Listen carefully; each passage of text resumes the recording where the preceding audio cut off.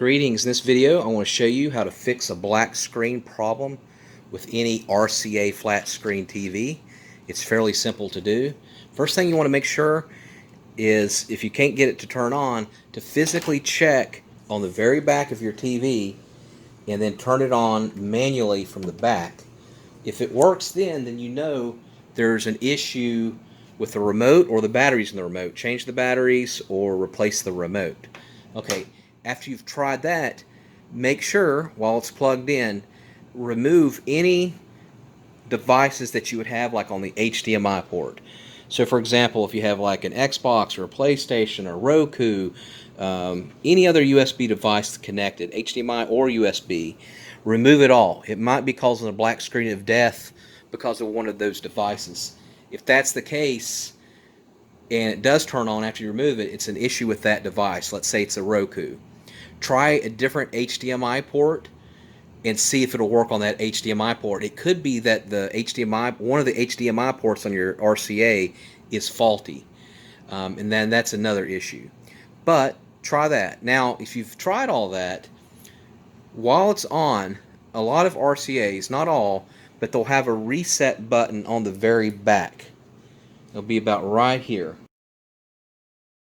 And what you want to do is you want to get like a paper clip or a safety pin. If you see the reset button, it's something where you push it in. Go ahead and get the safety clip and push up on it and hold it for a good 20 seconds and release. And then see if you're able to get your TV to turn on. Now what we're going to do is do a soft reset of the TV. And the only thing to do is just unplug it. And we're going to keep it unplugged for over a minute. While you're doing that, point your remote control to the TV and hold the power button on the remote, even though it's still unplugged. Hold it for 30 seconds. Okay? After you've done that for 30 seconds, go on the back of your TV and hold the power button for 30 seconds. Just hold it down and count it out. If you go more than 30 seconds, no problem. Alright, plug it back in and see if that works. That will probably fix 90% of your issues right there. Now, if you've tried all that, what I want you to do is unplug it again. And what we're going to do is we're going to heat up the components in the back. And you want to do that through these vents here. So unplug the TV, and we're going to get a hairdryer if you got one. If not, grab a hairdryer somewhere.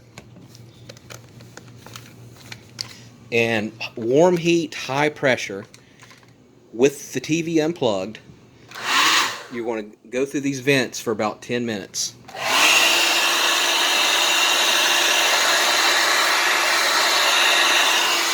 You could probably do 5 minutes.